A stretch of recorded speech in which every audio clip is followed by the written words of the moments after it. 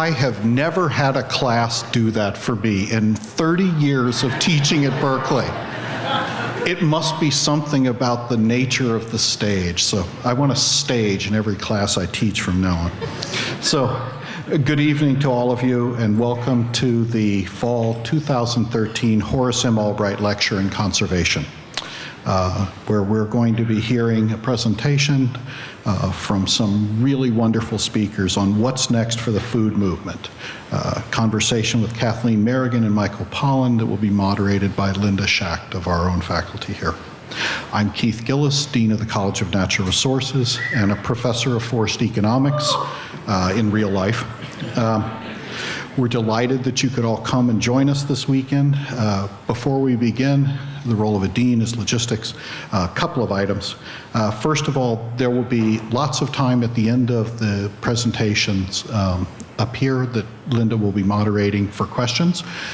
We've been passing out cards. My assistant dean and I will grab those cards and be passing them up to Linda during the question period. So please write legibly. I can't, but maybe you can, because legible handwriting means it's more likely that I'm going to pass the card up to Linda. So if you've got questions, please raise your hand, pass them to an usher. They'll bring them down to us here in the front. If you don't have a card and a pencil, raise your hand and they'll bring you that as well. The second logistics is I live with my cell phone, but you know, quiet technology is good technology, so let's make sure all of our technology is quiet. Last thing, we're going to be videotaping this evening's presentation, and it'll be available on the college's website about a week after the event. If you enjoyed it and you think some of your friends would enjoy seeing it as well, forward that link and let them join in with us. So for 50 years, the Albright Lecture Series has brought to Berkeley some of the most interesting and engaging leaders in the conservation and sustainability field. It's a wonderful tribute to Horace Albright and the many achievements in his life, not the least of which is being one of the people to whom we owe the greatest debt for the creation of the national park system. We're delighted to have an opportunity to use the Endowed Lecture Series in his name for the public good, continuing his legacy of public service and public discourse. It's my great pleasure this evening to welcome our moderator, Linda Schacht. She is an Emmy Award-winning television reporter with more than 20 years of experience in local television.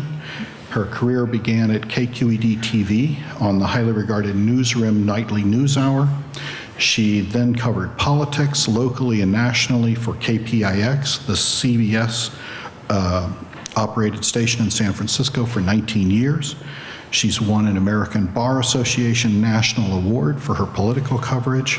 She's been on the faculty of the UC Berkeley Graduate School of Journalism since 1992 and continues to write television scripts and do special television and documentary projects. Please join me in welcoming Linda Schacht, who will now introduce tonight's distinguished speakers. Linda.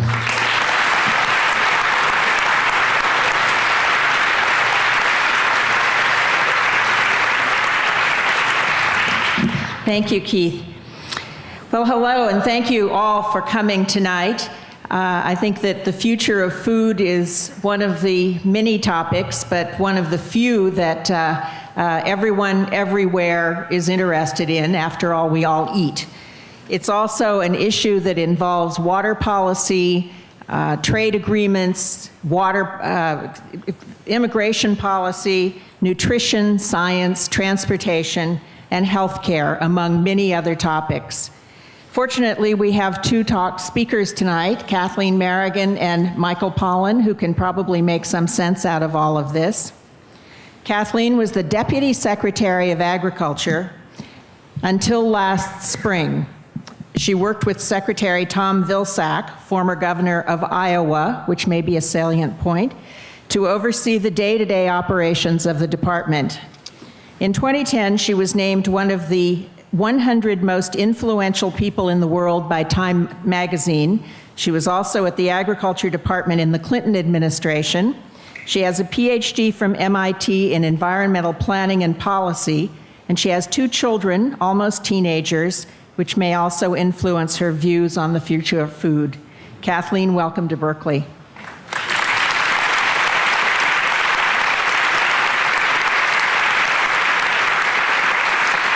Michael Pollan is our country's informal food guru. He's the Knight Professor of Journalism at the Graduate School here at Berkeley and the Director of the Knight Program in Science and Environmental Journalism. As you probably know, he lectures widely on food, agriculture, health, and the environment. He's written many books and articles, and he too was named one of Time's 100 most influential people. And in 2009, Newsweek named him one of the top 10 New Thought leaders. He's rising higher and higher. He's won awards, writes for the New York Times Magazine, and appeared in the film based on his book, Botany of Desire, and in Food, Inc., which was nominated for an Academy Award. Michael lives in Berkeley with his wife, the artist Judith Belser, and their son Isaac, undoubtedly one of the most well-fed young men in town. Michael and Kathleen, will you join me on the stage, please? Kathleen.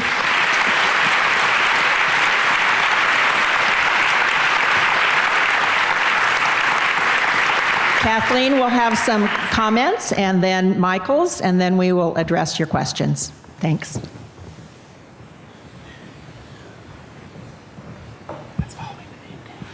Hello, everybody. It's great to be here.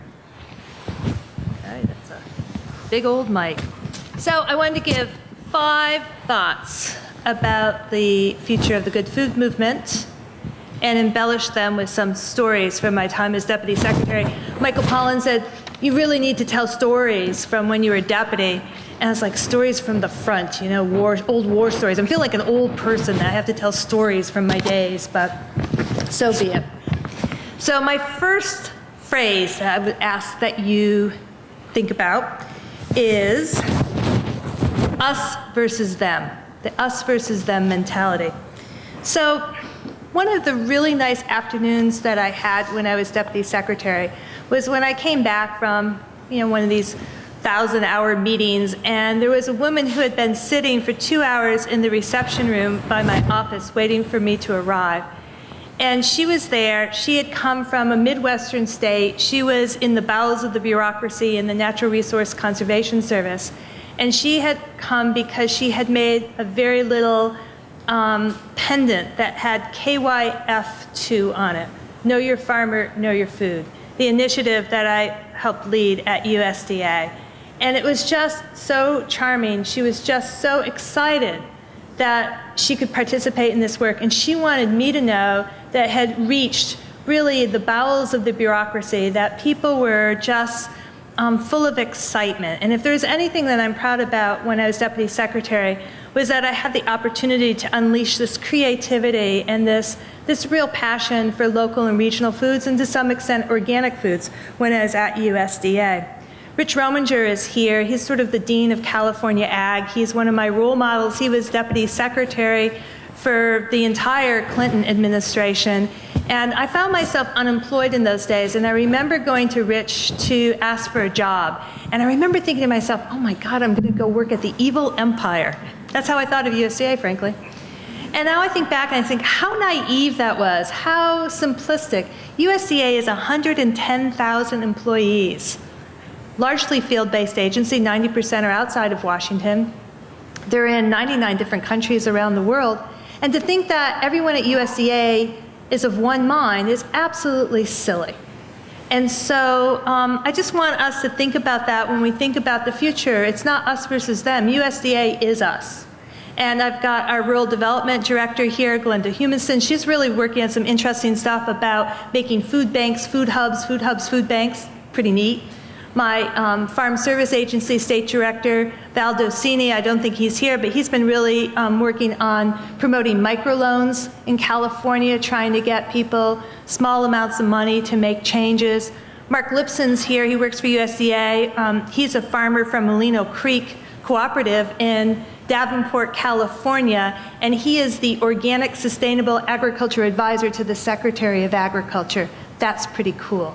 So USDA is many, many people of many, many mindsets. And I think about this us versus them mentality. when there was some initial pushback from Congress on the Know Your Farmer, Know Your Food initiative, and there were some roll call votes in the House, and people were aiming for me. I understood that. I decided to go to Oklahoma, to the heart of Frank Lucas's district. Frank Lucas is the chair of the House Agriculture Committee, not a progressive district. And I held court with a barn full of farmers in Oklahoma because I said, let's get out of the silly rhetorical game of Washington, D.C., where people become caricatures. Let me go and talk to the farmers in Oklahoma. And when we sit down and we talk, we're going to have more in agreement than disagreement. And that's exactly what happened. So my thought for the future of the food movement is that doing the us versus them mentality and vilifying farmers and that sort of thing doesn't really help, and it doesn't even make sense. My second phrase. The epicenter of change is not DC, comma, duh. So, I was traveling. I traveled a lot as deputy secretary, went all around the country on many, many trips. But one of the things I really remember is sort of a funny thing. I'm at the airport and I'm in line, and the TSA agent's getting kind of agitated because I'm digging through my purse and I'm not finding my license right away. But I bring out my USDA ID to kind of authenticate myself. I'm not dangerous. I'm a federal employee, and I'm still looking for that license, sir. And he said to me, oh, you pay our salary. And I said, no, you're TSA, I work at USDA. He said, no, ma'am, you pay my salary. And I thought the guy was a little nutty, but I just wanted to get to my next destination. It was only when I got back to the office and had some reason to mention it to our chief financial officer that he told me at that time, anyhow, USDA was doing 60% of the federal payroll. So here I am. I've worked in and out of USDA my whole career, always done ag policy, and I think I really know what's going on there. And yet every day in my life as deputy secretary, I would learn new things that USDA did. And what I take from this is that it's really hard to know.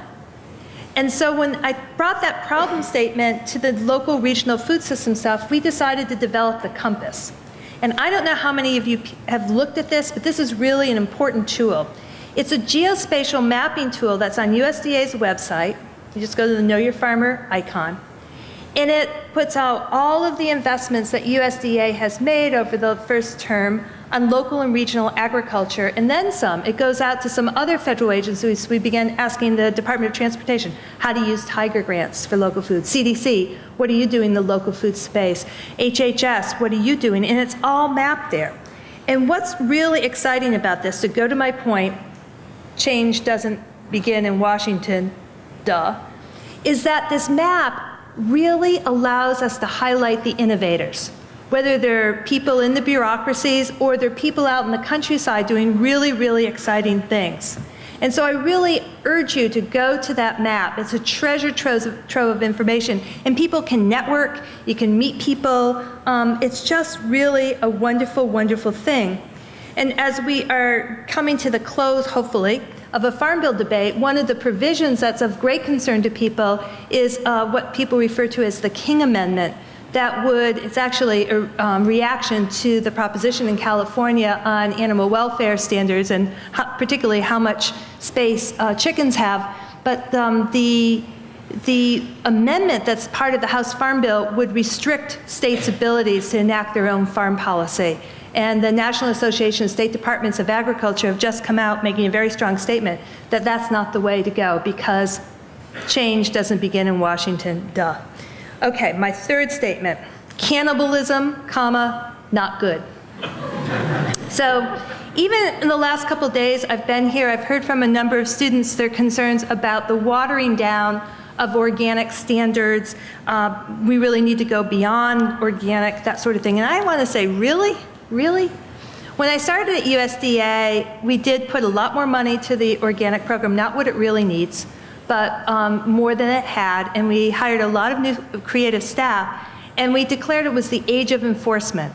So actually, the standards have gotten tougher. And we've put out a lot of new rulemaking, particularly on access to pasture for ruminants was a really important rule. So part of my concern here, and why I say cannibalism, is that people in the food movement, as we might call it, tend to be very critical of one another. You talk to the average person on the street, they don't really know what organic means anymore, what's organic versus natural, and yet we have some of the most prescriptive standards, toughest environmental standards of any food production system in the world, I would say. And somehow that message is not getting out because people, it's like that thing they say, what's a firing squad on the left? It's a circle. The food movement has that problem. And one of the things we need to do is sort of grow up the politics of the movement. There's a man, Gary Madison, who works for Farm Credit, and he looked at organic and local together and declared it retail agriculture. And he said, if you think of it that way, it's the 5th largest commodity in US agriculture. So it's time to feel that power and not attack one another. 4th statement, a tale of 2 cities.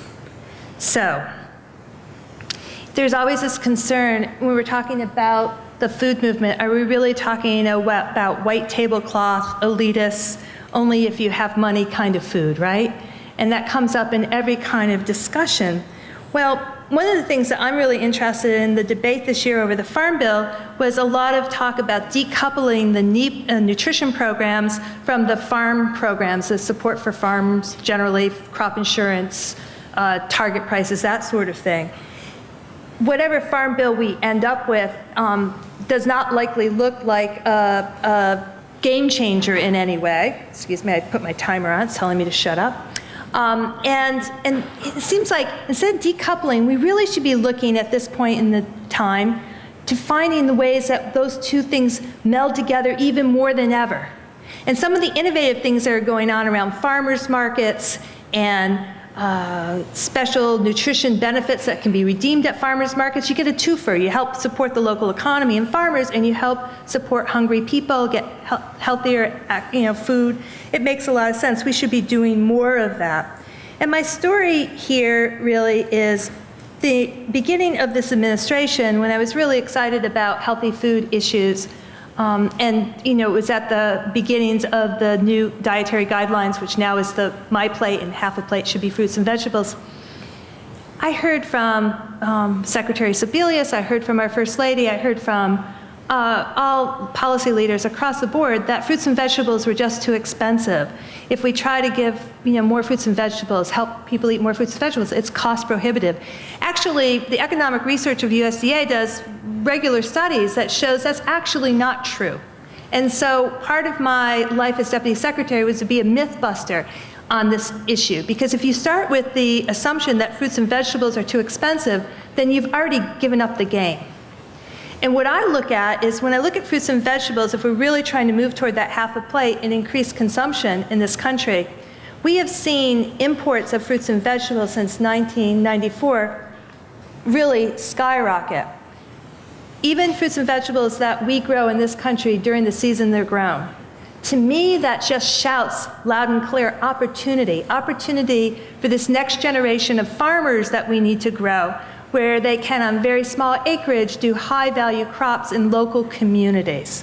What a win. Last phrase, the error of hard work.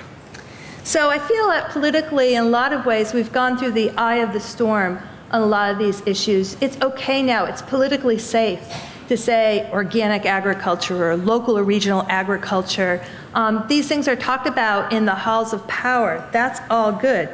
But it's really a new era, and I think of the time of pink slime. Do you remember pink slime? Yeah. Well, this is a filler that's in hamburger. It's basically when they're extracting chemically every last bit of meat on that animal. And I was the first person on USDA to speak publicly about pink slime, and I said it's safe, because it is. Whether it's palatable, whether it's what you want to eat, I don't know. But to me, what the story is here is that the industry has figured out how to use every last bit of that animal. It's so darn efficient. And then I look at my girlfriend who's raising, pasture chickens, and she's selling them at $4.50 a pound, and that's at the farm gate, and alone what added cost would be by the time it gets to retail. I'm like, we have to figure out better systems where we have rendering and we have use of the whole animal. I mean, we haven't figured a lot of things out. in the food movement, so to speak. Even when we do things well, I went to a farm to school program up in Boston. It was great. They had the garden. They had actually a nice kitchen with cooking facilities. Not all schools have anymore. They had a food court champion there cheering the kids on to make good food choices, which they did. They had locally grown food. And I sat next to a young teenager in the cafeteria, and she proceeded to put 14 of those containers of ketchup on her food. I was so discouraged. We haven't figured a lot of things out. Crop rotations, we know the value of crop rotations, but to do a really good crop rotation, it might be 12 or 15 years, and we haven't figured out the economics of all those different crops. The good food movement is also not going to be just about heirloom tomatoes. It's not about going back. I was at an intriguing meeting that Dan Barber, the chef in New York, one of our famous chefs in the country, held a few weeks ago with breeders and scientists and chefs. And I remember this scientist from Cornell saying in his entire career he had never been asked to breed for taste, only for resistance and yield. And he was really excited that chefs wanted him to breed for taste. So when I think about the future, it's going to involve technology, it's going to involve a lot of urban agriculture, it's going to involve vertical farms, it's going to involve things that we can't even imagine now. And I think that's a very good thing. And that's why I'm so very thrilled to be here, not only honored to be part of the Albright lecture series and to honor a great leader in history, but to be here at the cusp of the Berkeley Food Institute, which is needed now more than ever. Thank you very much.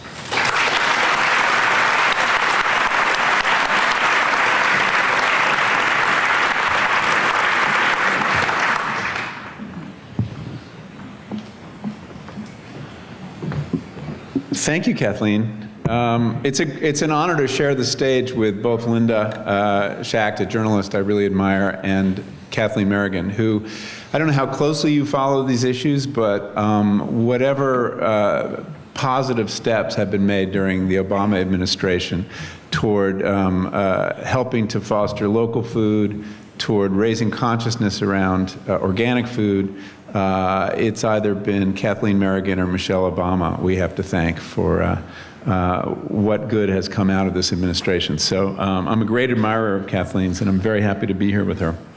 I'm gonna make just a couple remarks because I want to get to our conversation. But I've been giving a lot of thought, beginning about a year ago, to the question that we said, what's next for the food movement? There are assumptions built into that, one of the most salient, is that there is a food movement.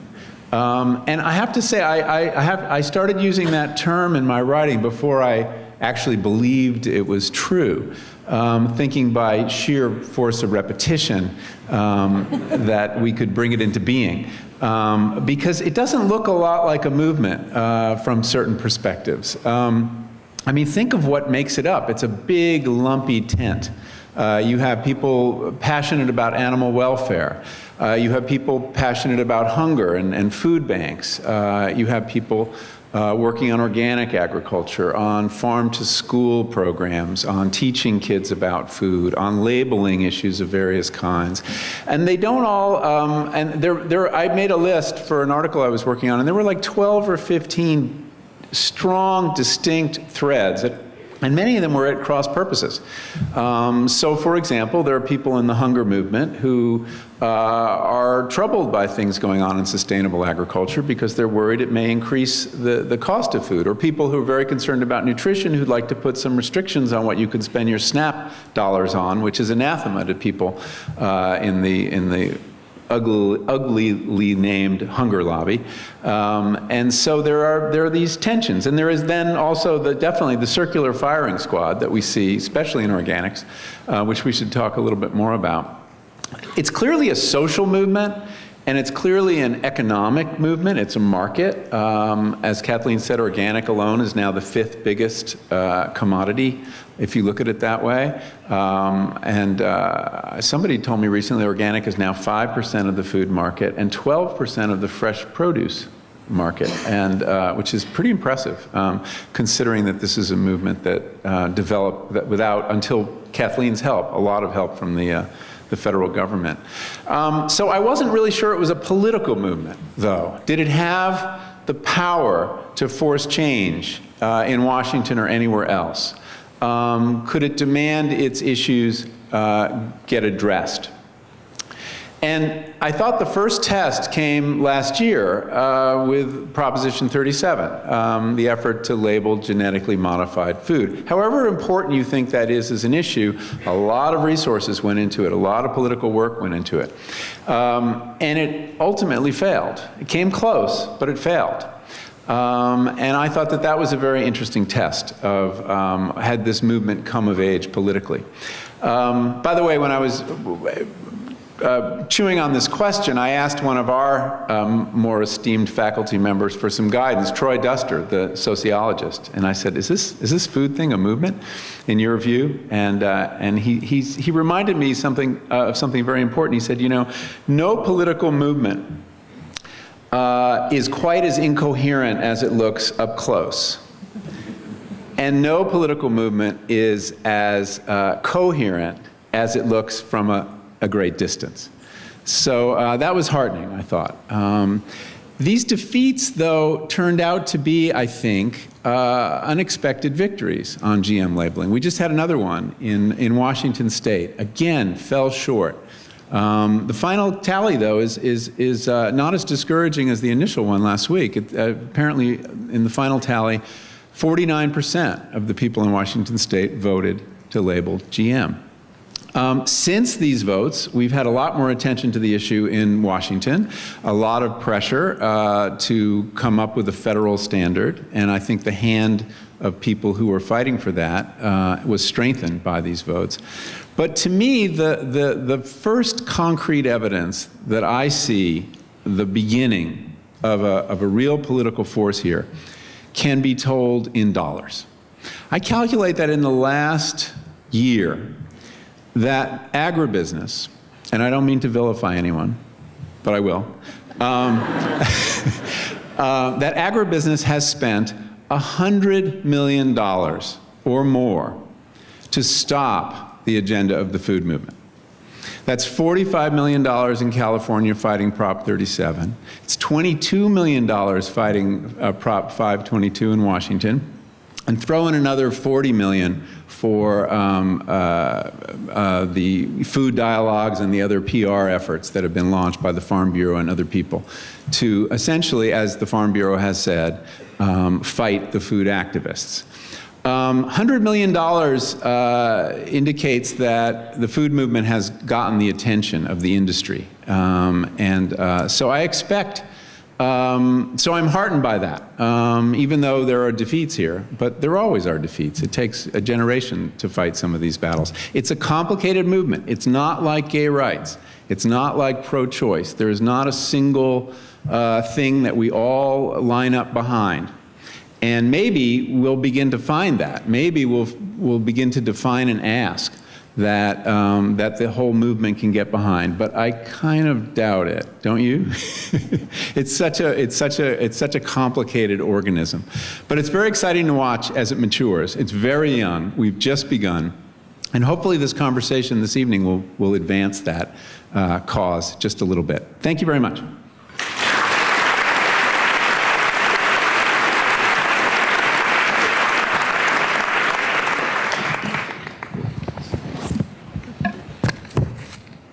Thank you both.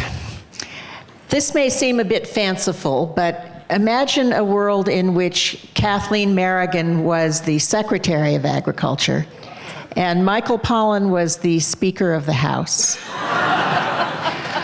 What, if anything, we'll leave the White House the way it is, what, if anything, would be different? Whoa. Why don't you start? Well, you know, we had a Speaker of the, oh, you have to use microphones. Yes. We had a Speaker of the House, a Democrat, who was very supportive of food reform, and that was Nancy Pelosi. But when she actually had a chance to do much about it, she suddenly turned very unsupportive and decided that her highest priority was keeping the newly elected members of the Democratic caucus on the House Ag committee in place. And so they're powerful forces. I mean, I think one of the mistakes we make, and I'm sure Kathleen can speak to this, is that merely having the right person elected president, House Speaker, or Department of Secretary of Agriculture doesn't necessarily guarantee that they can snap their fingers and make something happen. The large parts of the government are captured, and there is. So I think it's a challenge. Well, so Michael's speaker, and that's great. I'd always prefer, Thank you. I'd always prefer the Senate, though. I have Senate attitude, having been a staff person there. But The House is more problematic right now. it's definitely. I would probably wish you very well and say, Godspeed. But I would really focus in on the programs that I had in hand, and that was really something that was in my mind when I came in as deputy. So often when we think of doing something important, we think, well, we have to have a new law. And you spend years getting that law passed, and then you have to spend years getting that law funded. And I knew when I came in that the sand was going through the hourglass. And so that was sort of, how do I make every program that we have at USDA work better for local and regional food systems? So that was one of my things. I would say in the first week, to the extent that I could, and you always have to do this in negotiation with others, to Michael's point, I would probably say it is time to put some restrictions on how SNAP dollars are spent. We did not grant New York State's request for a waiver to try out putting restrictions on junk food, soda primarily. Tell us about that. What were the politics of that? Why was that considered a bad idea in USDA? Well, I can tell you why initially I had some concerns. Poor people are vilified. I guess it's going to be the word of the night for me. But there was just a big expose in the Washington Post this weekend. It was like a 2-pager. And it was the same old story I've read over and over again. It was about a mom who's on SNAP, food stamps, I assume people know that that's what we're talking about, who has type 2 diabetes, and her 2 or 3 kids are not eating well, they're unhealthy, they're having chips for breakfast, and yabba dabba do. You know what? There are a lot of people who are on SNAP that are also eating healthy diets. And we have enough data that shows that people who are on SNAP are not eating in far worse diets than the rest of us. We have all that data. And so part of it is the kind of put down of poor people. That's part of it. And I think that we have to come to terms with that. So anyhow, that's one thing I do. The other thing I would do, and this follows up in your conversation about all of the whirlwind of activity around the propositions on GMO labeling, is I would go back to the deal that we made when we did the final rulemaking for the National Organic Standards when Rich was deputy and Dan Glickman was secretary, and at the request of many, many, including Monsanto, was that organic be GMO free. Okay, that's true. But right now, the US Department of Agriculture does not allow organic livestock producers to label their products GMO free. How do we know? Well, maybe because the people down the hall have this whole process and standards and certification and accreditation. So, and FDA doesn't allow it. So for people who are really looking for a clear choice in the marketplace, and there's all this fuzziness, what's the difference between organic and natural?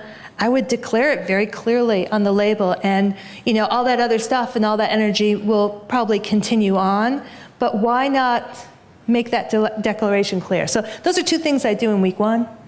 Can I add something to that? Absolutely. Those are good things. I think the other thing I would do, now that I've had a little more time to think about it, as Speaker of the House, is repopulate the agriculture committees. Mm-hmm. Right now, it's dominated by farm-state legislators. So you end up having committees that are more concerned with producers than consumers of food. And I would use all the political pressure I could bring to bear to bring some urban legislators onto those committees and get people on there who represent eaters. And I think that until we do that, we're not going to get very far with the Farm Bill. Because so many things in Washington depends on the initial conditions of the game, the rules of the game, and the rules of this game make it very hard to reform the Farm Bill. So I think I'd start with those committees. I have to tell a story. Go ahead. Sorry. No problem. I mentioned it to one of the classes I spoke to. So, when you go for confirmation, and I had a Senate confirmed position, and this is the downside of being an academic, you have to hand over everything you've ever written. And I wrote this very interesting chapter in a sleepy little book called Visions of American Agriculture, in which I wrote it was time to abolish the Senate Agriculture Committee, the very committee that had to confirm me. When Senator Baca said, "Would you rethink that book chapter?" I said, "Yes, sir." But the exact same thesis, though. And what was really encouraging this last couple of years in the House Agriculture Committee is there were a whole lot of new people from the Northeast that were on the committee. They weren't senior. They weren't necessarily on the committees. They wanted to be on the subcommittees. But, for example, Joe Courtney, a Democrat from Connecticut, he was the first time someone from Connecticut was on the Agriculture Committee in 100 years. So that little Northeast group of people met regularly, and I met with them to talk about farm policy. But you're right, an infusion of people from different walks of life on those committees, or breaking up some of those issues across other kinds of committees of jurisdiction, could really change the game. So where did you find the frustrations and the barriers to what you thought the Department of Agriculture should be doing? Well, everything takes a lot longer than it should. You have to have a lot of patience in these jobs. And it's just... You have to have a lot of patience if you're a citizen, too. Yeah. Waiting for something to happen. Yeah, and it's also, in these jobs, it's just like a fire hose of issues coming at you. So I will, I stepped down as deputy secretary. It's been just about 6 months this week, and people remember me for the things that I did. But, in some ways, the really interesting untold stories are the things that I stopped. We're open to hearing those. Yeah, I'm sure you are. But I think that these jobs are, 110,000 employees, $150 billion budget, 17 agencies, thousands of offices, 25,000 buildings. It's just a huge task, and it's really hard to sleep at night because you just don't know what you don't know. Like, there's only so much you can know running that kind of bureaucracy, and you have to have good people who work with you, and you have to have a lot of trust, and you cross your fingers. What was your biggest disappointment? Oh, my biggest disappointment. Or your most happy moment, either one. No. Disappointment? We'll get to the happy moments later. Oh, my biggest disappointment. Well, I think that I would have liked to get farther along in school meals than we're at. I think there's still a lot of room to improve those meals. We've made great strides, and I'm really grateful that our First Lady has made healthy food one of her 2 signature issues. That makes a huge difference. But there's so many kids that's their only meal of the day. It's just amazing that we have 47 million people in this country that are on food stamps, right? 1 in 7. And we know that we're not giving food stamps to all the people who are eligible. About 35% of eligible elderly are getting food stamps. So part of me is just, still raring to go to improve school meals. And I think one of the real shining opportunities is increased effort around farm to school, because I think that's one of those win-win-win-win-win kind of issues. You are also a great proponent of small farmers and female farmers. Did you find you had success in those areas? Well, certainly trying to get the bureaucracy to chunk out money in smaller amounts. I was saying to some students earlier today, it's a lot easier if you've got a grant program or you've got some sort of program you have to give out loans or whatever, to give them out in big chunks. It's less work, it's less risk, it tends to go to the surer bets. And it's really hard to get people to say, I'm not going to give out $250,000 grants, I'm going to give out $5,000 grants. And all of a sudden my workload zooms. So I think we were able to do a lot more of that and increase the thinking that helps not only small farmers and ranchers, but small businesses, small entrepreneurs. So that was good. And what was the other part of your question? Women, okay. Women. So, yeah. The Economic Research Service came out with a report, was my last week, and we timed it that way, talking about women farmers. And in the last Census of Agriculture, which was conducted in 2007, we do it every 5 years. We're now finishing up the current census, and it takes the department a couple of years to really aggregate and analyze the data. But we see an upward trend in women farmers, young women, many of whom don't hail from the farm or ranch. They're starting businesses anew. They're interested in local, regional, organic, alternative ways of production. They're more likely to have an enterprise that has a pick-your-own agritourism, a more complicated model. I think that's really exciting, and I'm really interested in pipelining leaders that are women, not only because of this upward trend in incoming, but also on the other end of the pipeline, because women outlive men. You have widows deciding the fate of our working lands and our forested lands. And I think we need to figure out more ways to engage women in leadership positions because. Can I just follow up?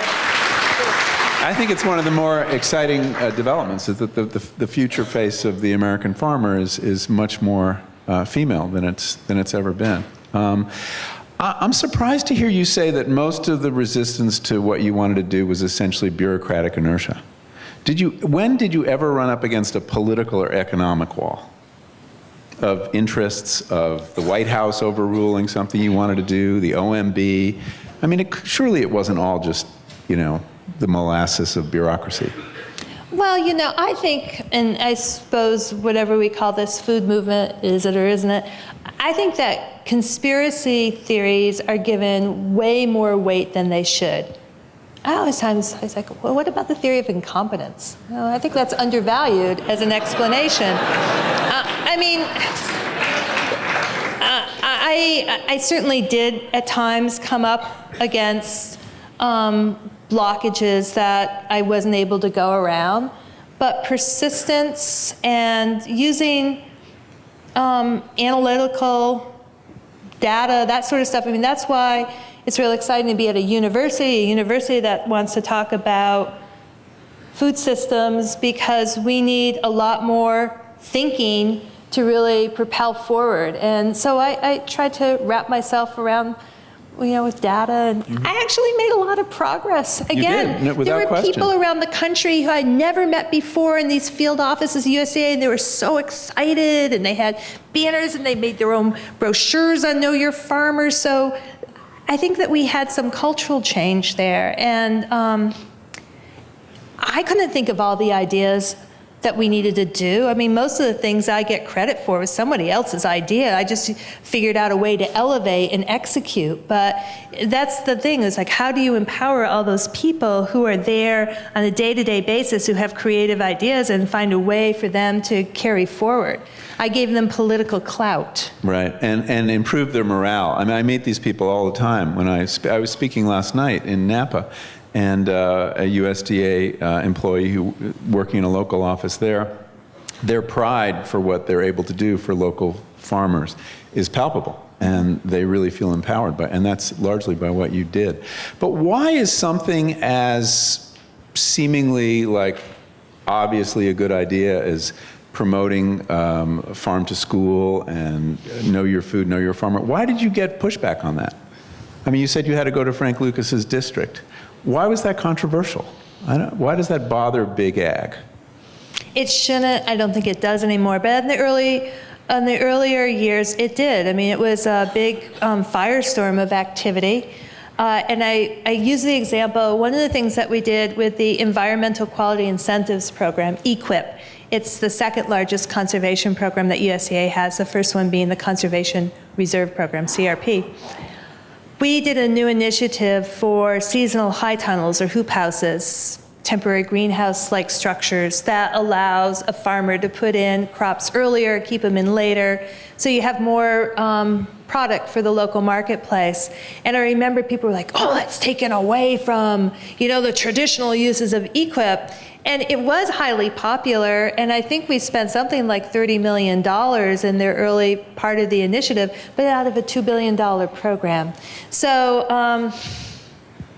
I it think was that competition for resources. Some people competition were for afraid of? resources, anxiety about that. But I think what the real deal breaker is now, and where people are interested about the future of food, the real change on the horizon is the necessity to repopulate our working lands with the aging farmer. You all know the stats, average age of farmer is about 60 years of age.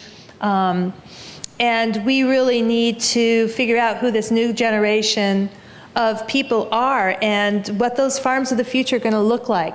And I think it's going to be really different, and it's going to change the politics of agriculture. Yeah, I think you're right. Let's talk about the Farm Bill. It should be Lock the doors.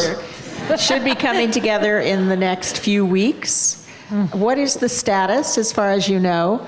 And does it include, or will it include, any reforms of any nature? Are there good things going on? I don't think that this Farm Bill has any, as I said at the podium, any game-changing major aspects to it. It has to happen eventually, because I'm glad I'm not deputy secretary, not knowing how to manage the department, because the Farm Bill does control a lot of your programs. And there are a few good ones that have languished because there hasn't been a Farm Bill. Tick-tock, Congress needs to move. They're going to recess for Thanksgiving soon. Then they come back. They have a couple weeks in December, and then you bump up right against the January 15th deadline for a budget deal. And some people wonder if it's all going to become one can of soup, because the Farm Bill is hopefully going to create some budget savings, so people want that as part of a budget package. But we've got almost 50 members not locked in a room, to your point, and with very divergent opinions. A big issue, of course, is SNAP, the food stamp program. The House would cut $39 billion over 10 years. The Senate would cut $4 billion over 10 years. Those are very big differences. And beyond that, we have members on the conference committee who have radically different views on that. So whether they'll come to agreement on consensus on that, I don't know. They did have big savings in the SNAP program on November 1st, when the bump up in the benefit to families that had been put into place through the Recovery Act, the stimulus bill, ARA, at the beginning of the Obama administration, expired. So that may help them get a little bit closer to yes, but there's still huge divides. I don't know, Michael, what your thoughts are. Well, yeah, I'm not as close to the details, and I'm curious about a couple things.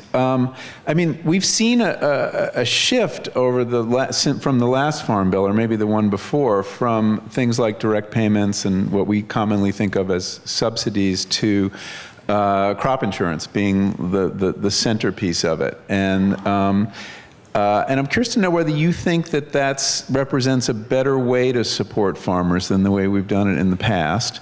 And then a subsidiary question to that is, there was an effort to make crop insurance work for organic and diversified farmers. I think Shelley Pingree had introduced a provision, and has that survived so far? Both the House and the Senate have provisions that would make crop insurance better for your smaller, diversified farmers. Peter Welch and Pat Leahy from Vermont have been very active in that. So there will be some good reforms on crop insurance. Yeah, so we subsidize crop insurance in a lot of places 60% sometimes. The big issue, I think, that's important for the Farm Bill and crop insurance is tying, and Rich and I were just talking about this earlier tonight, making sure that we tie your ability to have crop insurance, subsidized crop insurance, that benefit from the federal government to conservation compliance, meaning you're following certain rules of the road. And that remains to be seen whether that will happen. Direct payments, everyone expects to go away, but hasn't yet, really. Yeah. And this is money. This is $5 billion paid to farmers, whether No they're- strings attached. No strings attached, whether they're growing food or not. Yeah. So there are different kinds of subsidies, you know, and I talked about this in class this morning. You've got the direct payments, and everyone basically is saying bye-bye to those. And then there are different kinds of ways where we set target prices and loan deficiency. We have a lot of different things where we're trying to make up the difference to help farmers out. Then we have crop subsidies, you know, crop insurance subsidies, and then we have conservation programs where we cost share, like those seasonal high tunnels. So when people talk about farm subsidies, the next question you have to ask them is, what subsidies are you talking about? So you get to that next level of conversation. There was a headline in the New York Times just this week that that subsidies in recent years had paid over $11 million to people who are billionaires, I suppose, involved in agribusiness, at the same time that they're talking about cutting food stamps. How do you make that stop? How do you change that equation? Well, this is work that's been put out by the Environmental Working Group. They have had for a number of years a farm subsidy database. So you can go to EWG's website and it actually will tell you who gets the money. And so that's why they have this. They always identify people who are not on the land but own the land, and yet the checks that are they'd be going into some Park Avenue address or whatever. Or San Francisco very often, actually. Anyone I know? No. Okay. So there is this sort of system. One of the things that they're trying to do in tightening up this in this farm bill is the definition of actively engaged in terms of getting some of the benefits. And there's always a lot of energy around the issue of payment limitations. What is the maximum amount of money you can get across a variety of federal programs to any one entity? So those are issues in play. One thing I'd point out is we've moved from these subsidies that can be tracked publicly by Environmental Working Group because it's public information who's receiving a government subsidy. The rules of crop insurance, as I understand, are different. And so whoever's receiving huge payments for crop insurance, we won't know who those people are. An Environmental Working Group won't be able to bring that kind of pressure to bear on the system, which I think is really unfortunate. Well, crop insurance is done by private companies. That's part of it. That's part of it. That's right. Subsidize it. We So. subsidize the companies. Yeah. So, but the point is the money trail is lost for the purposes of journalism and advocacy. How do you scale up the amount of healthy food that's available to people all over the country, not just in urban areas where people are really concentrating on it, but how do you see the whole movement grow so that people outside Oakland or San Francisco are also have access to healthy diets? Well, we know that we have a problem because food access is not equal, right? So we actually have many examples where people are buying their fruits and vegetables at corner stores, maybe even the liquor store, where they're paying more money for a lesser quality food. So one of the things the First Lady has been very involved in, and USDA has been championing, is trying to address what these so-called food desert issues are and ways that we can address them through mobile grocery stores, through farmers markets, through food hubs. There are a lot of different things that need to be done, but it's certainly, to your point, Linda, there's definitely unequal access, and that's something that we got to focus on. Yeah, I don't think people realize that some of the worst food deserts are in the Farm Belt.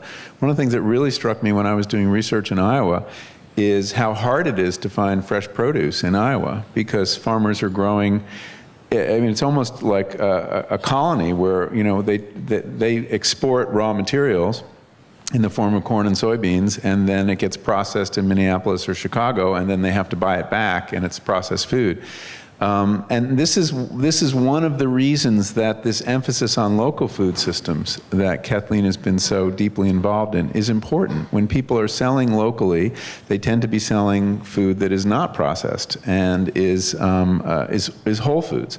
But a lot of farmers in the Midwest, I mean, can't get in on that game, or at least under the previous rules of receiving subsidies. You're forbidden if you have corn or bean land and you take subsidies for that, you're forbidden from growing produce, which I gather is a sop to California legislators who don't want to compete with Iowa broccoli growers for broccoli.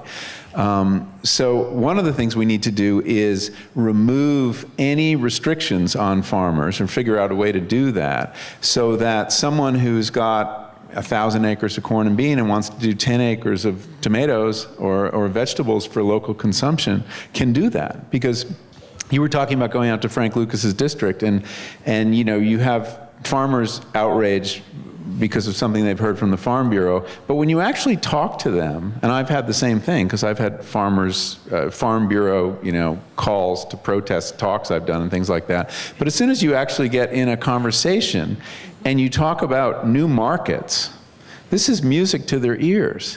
The thing that conventional farmers hate more than anything else is the fact that they are price takers and that they only usually have one person they can sell to. That doesn't feel very good. When you take your corn and beans to the elevator and you take the price they're giving you, and so one of the great things that is opened up by this local food movement is the possibility that you might have some other places to sell what you're growing. And I think that's a powerful message that is the way to start winning over conventional farmers to trying some new things. How do you think the American diet, the American way of eating, affects populations in emerging countries?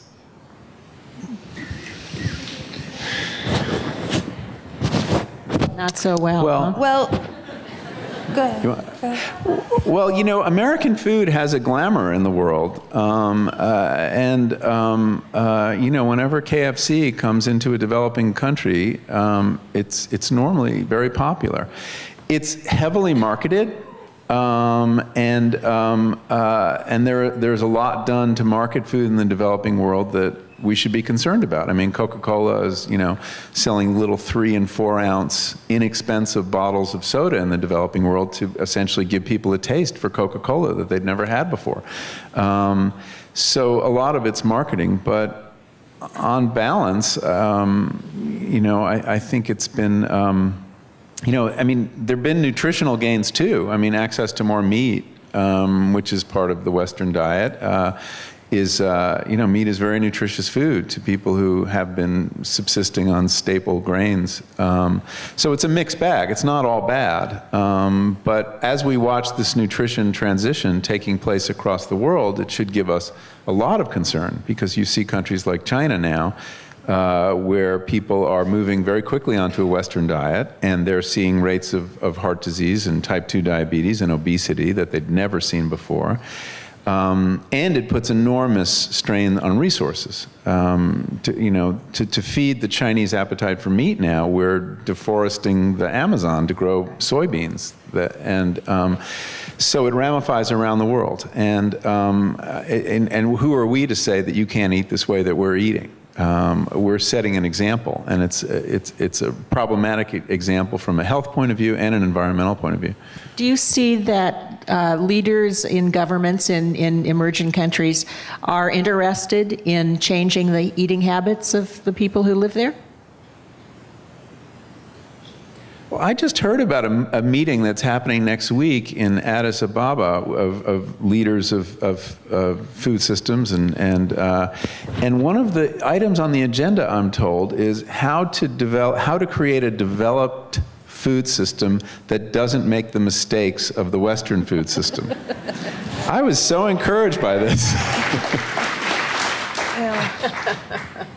I have so many of those leaders. I mean, we sit here and say, "Oh my God, how can we have 47 million people in this country on SNAP?" And you think what the magnitude of challenges if you're in a developing country, and the hunger there is just so seemingly intractable. How do you deal with those problems? So the exigencies that they face are really so different than what we face.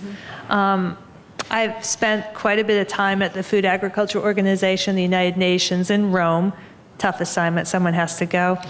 And, I do meet with these ministers of agriculture from around the world. One of the big issues that particularly leaders in Africa have to deal with is their own country's take on whether or not to accept food aid from the United States if that food might be genetically modified. And Calestis Juma from the Harvard Kennedy School has always been very outspoken that these countries need to develop their own biosafety regimes so that they can, in their own right, make decisions about what they want to do. But that's been a pretty interesting debate that's been going on the last, 5 years or so.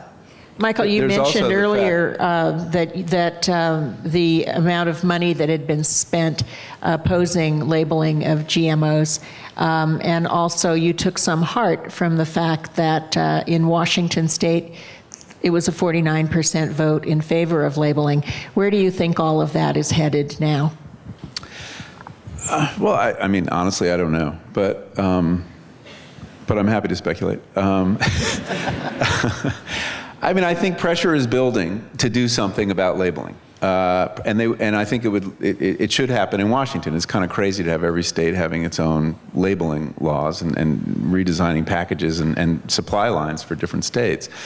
I think that the coalition that has successfully beat back labeling is not, as I was saying about the food movement, is not quite as coherent as it might look.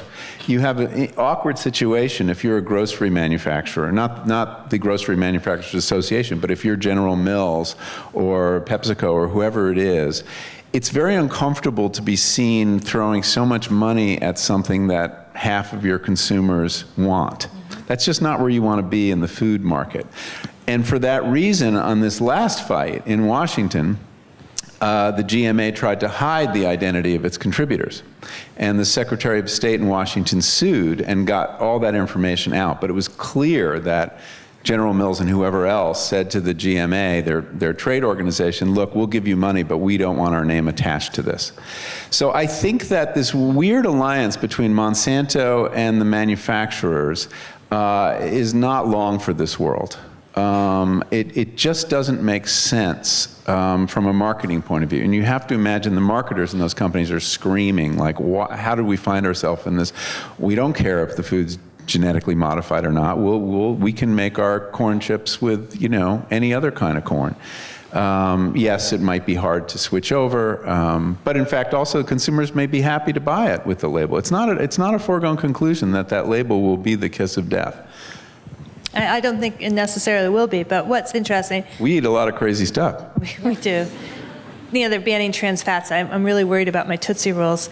But anyhow... Can you make a Tootsie Roll without trans fats? I don't know. I hope we can find that out. I just think that...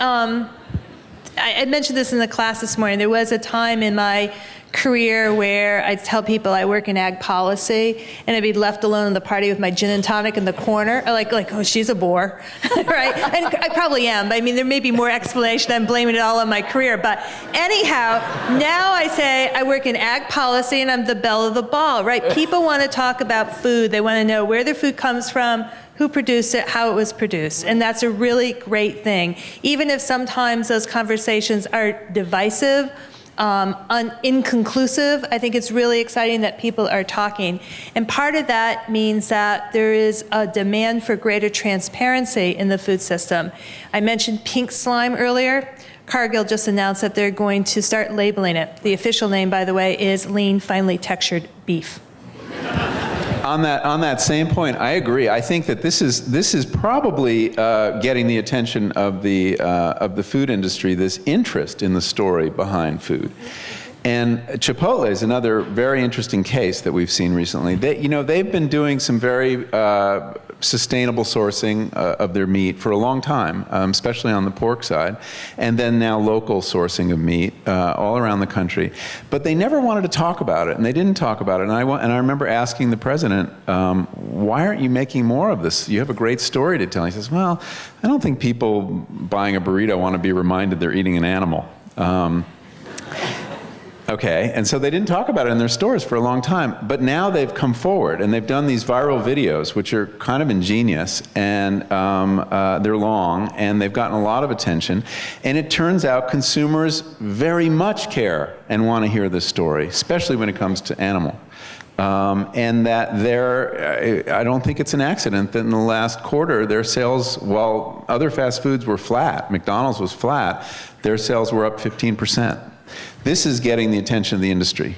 You need a defensible and preferably appealing story to tell about the food you're selling. You mentioned the ban on trans fats, which the FDA announced last week. Where does that come from? What's, other than research, I assume, health research?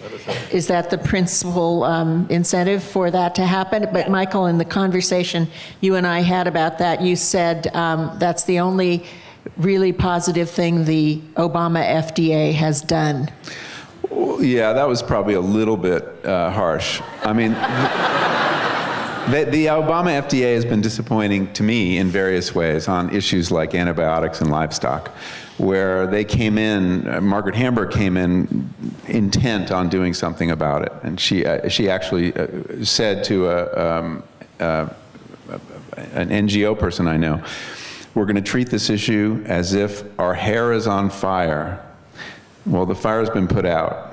Evidently. I mean, very little is happening on that issue. There's some voluntary guidelines coming into space, but they've done good work on labeling. They got a lot of really deceptive health claims off of cereal boxes right when they came in, and I think that was important.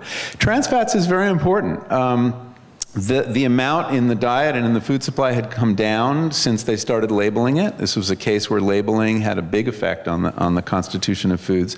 And now that, in effect, they're all but banning them by removing the generally regarded as safe status.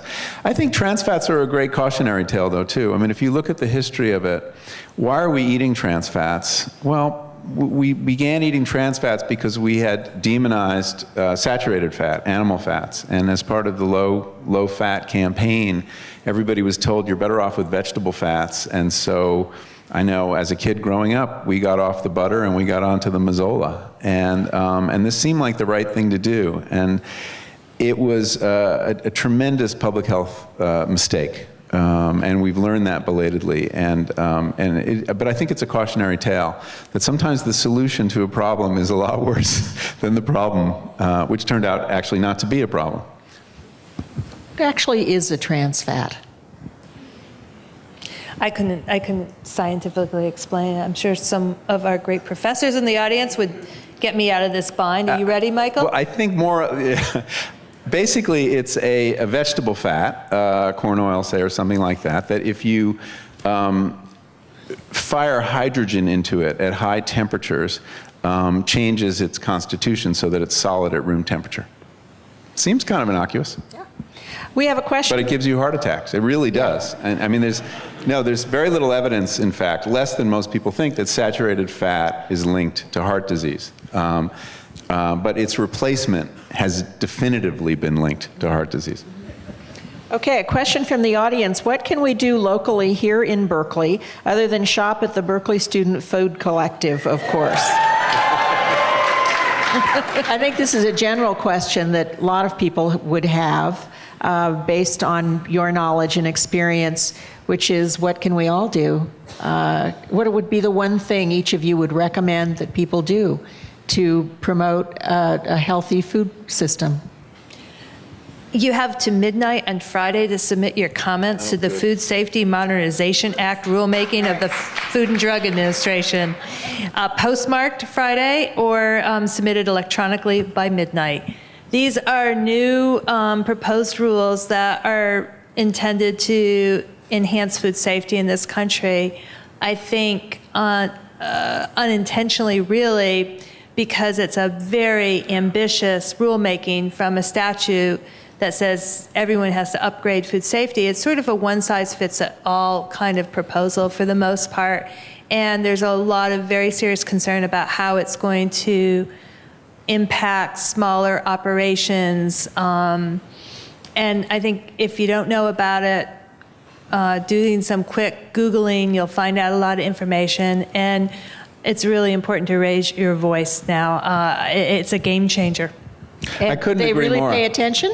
They Yes, they have do. to. I mean, these are draft rules, and if you go to the National Campaign for Sustainable Agriculture is I think, kind of leading the campaign to get them refined. But they will take comments as they rewrite them. And from what I've been able to learn from people at the FDA, they've been educated about the provisions that are potentially very damaging to small and especially organic farms, and that they intend to revise them. So the more comments they get, the better the chances we'll end up with some rules that don't abort this renaissance of local farming, which it has the potential to do. So I think that is an important thing to do.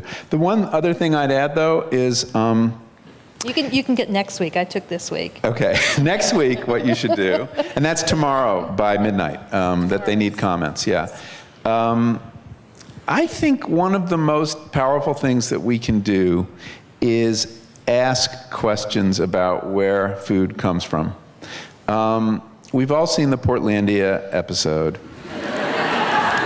And it is true that you can really be annoying and silly in the process of doing this.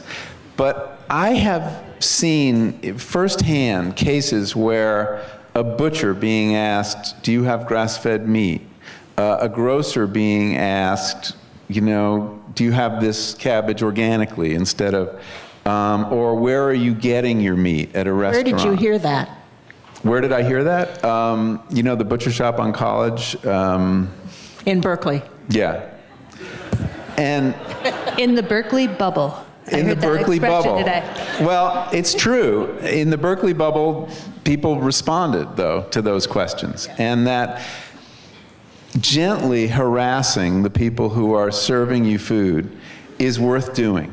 When the waiters report to the chef that people are asking what kind of chicken we serve, what kind of chicken do we serve, I think that the more of us who do that, the more thought will be given to where those things come from. And again, it goes back to this Chipotle point, that if you express an interest in the story of your food, that story will get better. Okay, a question from the audience. How do we move good food beyond the foodies to the bulk of the public? In other words, gain support for the farm-to-fork infrastructure that is of some scale in the middle? Well, this is the voting with your fork concept, right? The more consumers demand, the more, as Michael just said, the industry responds. So I was meeting toward the end of my tenure as deputy with Walmart executives. Some people say, well, that's a bad thing, organics in Walmart. I said, no, it's a good thing, because it shouldn't just be for the Berkeley bubble, right? It should be for everybody, and that's a good thing. And one of the things Walmart was looking at was how to reorganize some of their distribution channels so they could do more locally grown, to kind of go back to Sam Walton's vision of American-made kind of stuff. So I think that constantly putting demands on the system, putting demands on your own institution. I don't know, in terms of the dining halls here, how much is locally grown. That was a big issue that I was involved in at Tufts, and I got the food service people energized and helpful, and I got farmers organized, but at a certain point, it really required the students to care, and care more than they did, frankly. You always have this certain percentage of people that are highly motivated by these issues, but in order to have real change, it's got to be a broader awareness raising and activation. So, working in your own communities and your dormitories and your schools, and really kind of having those food dialogues is really important. I agree. You mentioned earlier that the epicenter is not Washington. Duh. And I think, And I think this, that your comment fits with that scenario, that the real change comes in communities and neighborhoods. Yeah. Another question, given the imminent dangers posed on the environment, both social and natural, what's the most feasible and direct change in behavior the individual can make to improve our situation, other than asking your waiter where the food comes from? Isn't that the same question? Isn't that Kind the of same the question? same question, but I think it's more directed toward personal behavior. Well, people always ask me how I shop. I'm very vulnerable. How do you shop? I'm always paranoid when I'm in the grocery store Me that too. people know who I am. Yeah, they're like, what is she putting in her basket? I see those Lay's potato chips. You only can eat just one. But anyhow, I love food advertising. I always say that my husband, especially when I was deputy, he did the bulk of the grocery shopping because I was not available. But I always say to people, you really want to shop the perimeter of the store. That's where you want to spend your food dollars. So we're spending the bulk of our money in the dairy case, in the produce, in the meat. That's the sort of stuff that you spend the money in. Then you want to go into those processed food aisles afterwards. I'd almost like to see supermarkets set up in a totally different way. There's been changes in retail, so now they have checkout aisles where your kids don't see the candy and all of that. But really, if we worked with the groceries, there could be a whole different food environment that you go in and shop differently. I think you could, and the retailers are happy to sell healthy food and unhealthy food, so they can be very important allies.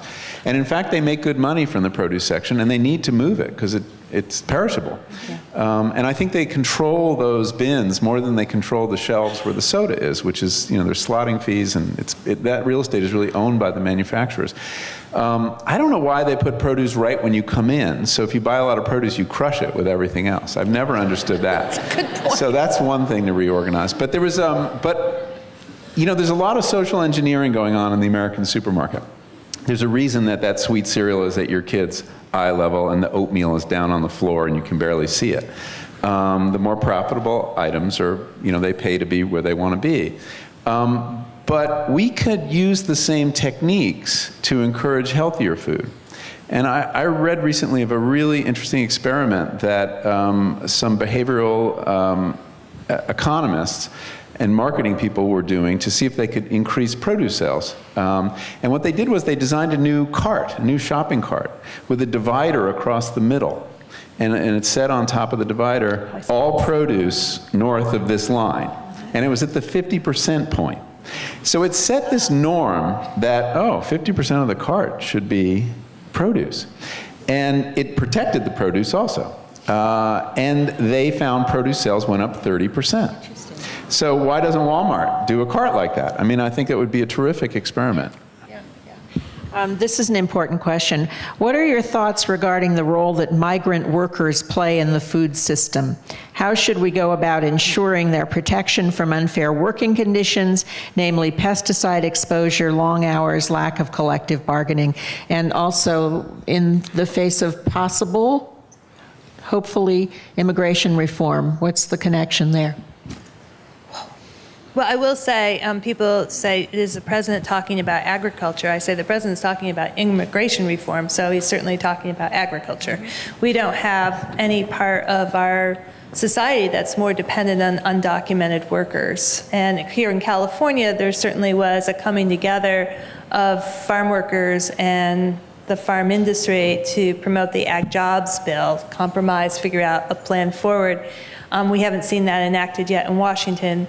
In part, the Obama administration decided they wanted the whole kit and caboodle. They didn't want ag going on its own. But right now, we have our whole industry at risk for lack of immigration reform. That's my start of the statement. Yeah, and I think that this issue is of a piece with several other issues, which is we're addicted to cheap food.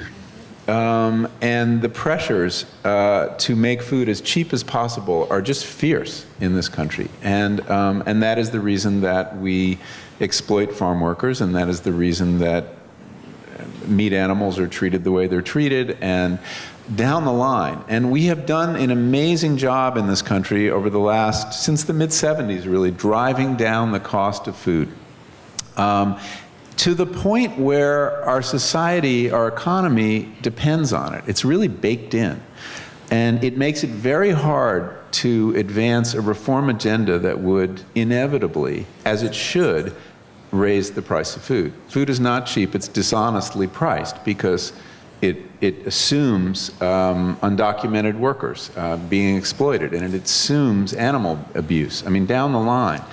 So the big challenge politically, I think, is, and of course political leaders love cheap food. I mean, it's threatening. We saw in 2008, governments fell around the world because the price of food, of grain, doubled briefly.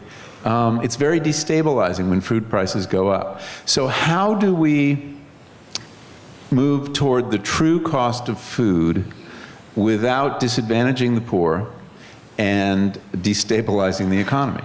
I mean, and I think all these moves have to be coupled with efforts to make it easier for people to afford food. So you improve the minimum wage on farms, you have a minimum wage on farms, and you, at the same time, increase the minimum wage across the country. I mean, so we have to give people the money to pay the true cost of food. If there is no immigration reform, will that be reflected in the food system? There are a lot of employers in the food industry who feel incredibly vulnerable, at risk, I think a lot of food production will go overseas, go to other countries. We've got to have immigration reform if we're going to maintain the industry that we have, let alone moving toward the future. There's nothing more important. What can be done about factory farms? How can we make farming more sustainable in a world of 7 billion plus? Well, the presumption there is that we have to, and I hear this all the time in agriculture, and it's sort of a mantra that so many meetings start with. We look at projections in world population, therefore we have to increase food production by a gazillion, zillion, dillion, I don't know, some big amount. And you really are serious about data, aren't you? I am very serious about data, very analytical, very intellectual, Michael. Anyhow, let me see if I can reclaim any credibility at all. My point here is that we have so much food loss, right, between distribution systems, political turmoil. In this country, the USDA, the Secretary of Agriculture, has just put out what he calls the food waste challenge. I mean, food waste is sort of like the second largest component of our landfills. So, I mean, it's not just about increasing production like this, which I think a lot of people presume. It's also doing a deeper dive into where food ends up and what we could do more efficiently with that food. So I'll throw that out for thought. Yeah, I agree. I mean, the idea that feeding the world means doubling calories produced. I mean, we're already producing enough calories to feed everybody, and we're not. There are 1 billion people who are hungry, and so we have to look at the pie. I mean, and 40% of it's going to food waste. 20 or 25% we're feeding to animals to make meat and milk, which is not the most efficient way to use those calories. It takes 10 calories of grain energy to make 1 calorie of beef. So that's a factor too. I think that the feed the world problem is more complicated than it's usually depicted. And that if you look ahead as to what is putting demands on food stocks, population is an element, but a bigger element may be changing tastes worldwide. The demand that the Chinese are putting on meat, for example, which I don't know if that's, I think it's an easier problem to deal with than population. And the other big pressure on food going forward that we lose track of, but I think we're about to be reminded of, is climate change. Climate change and water. And water, right. And that, so we may actually discover, the question is usually how can sustainable agriculture feed the world? we may discover that only sustainable agriculture can feed the world. Because if our goal in redesigning our agricultural systems is to make them a lot more resilient, use less water, sequester more carbon, all these things that increasingly are becoming important, we know how to do that. How to address foreign acquisition of United States farms. Is that an issue that you see as problematic? You know, we're becoming one world economy now. There's gobbling up of businesses and farms here, there, everywhere. But yeah, no, it's farmland access is a big problem in this country. If you're a new guy, when you talk to aspiring farmers, what are the major impediments to you going into farming? There are three they always name: access to capital, access to land, and health care. Now, we hope with Obamacare, despite the little fits that are going on now, that the health care issue will be dealt with, but that still leaves farmland access. So trying to make sure on a variety of fronts that we have avenues for our young farmers is really critical. Yeah, I think the land issue is really important. And, you know, we talk about land reform as something that needs to happen in the developing world, but we have our own issues with land reform here. And you have this generational transition. The average farmer, as you said, is like 60. So there's a lot of farmland that's going to come up for sale at a moment when Wall Street and sovereign wealth funds around the world have decided that it's a really good investment. So I think that is a big concern, is who is going to control the farmland and access to it. And of course, the problem in the developing world is even more acute, because you have countries like China buying up large amounts of farmland in Africa. Some of the best farmland in Africa will be growing food for people in China. And that, long term, I think, is politically unsustainable. I'm getting a reminder to end the program, so I would like to close, unless we could take a few more minutes with some more questions. One more, he says. Okay. All right. Where do you see, now this is the happy moments time, where do you see change or reform that is encouraging? Okay, I'm going to repeat myself. Go to that compass map, because you will see creative, innovative, exciting things that people are doing all across the country. You can go in, you can search it by your zip code. You can go in and search it by a keyword. You might say urban agriculture or community kitchen. You could search it for a different kind of entity. You might say for nonprofits, or I'm a producer and I want to see what's available. So you can see what's going on in your own area, but you might say in California, I really want to see what they're doing in Iowa or Massachusetts, my home state, to get ideas. And you can link out to those people. So I think that map shows that there's a lot to be optimistic about. Michael? Yeah, you should look at that. It is. I was looking at it today, and it is a kind of a nice atlas of innovation going on all over the country. And this is not a movement limited to the coasts anymore. I mean, these experiments are happening all across the country. Everywhere I go, I'm encouraged. I see things I'm brought to visit, whether it's schools with fantastic gardens, or farmers doing innovative work, or aquaponics, experiments in mixing fish and all the innovation in agronomy going on all over the country. New rotations, new ideas, new ways of putting plants and animals together. There's so much to be encouraged by. What encourages me most, though, I think, is that the revaluation of farming in this country. I mean, we've denigrated farmers in this country for 100 years. It was, almost government policy, right, to discourage people from farming. We took all the good students, the guidance counselors would send them to the city, send them to college, get them off the farms, and there was this great brain drain on the farm as a result. And we wanted to shrink the number of farmers in this country, and that was official policy in this country. Less farmers would be good, because we'd have more workers for factories. I think we're starting to reckon the cost of that denigration of farmers. And you've seen this elevation of their prestige in the culture. which has been very encouraging. People proud to say they're farmers. College-educated people deciding to become farmers. We have the most unlikely farmers in this country now. I was at dinner and I met a guy who was farming in Nicosia or somewhere, and he was the 125th employee at Google. Wow. And you know, the interest of tech money, frankly, in agriculture and farming, partly reflected in the Berkeley Food Institute, is a very striking development. This is a community of people with a lot of capital and a real clear vision of the future.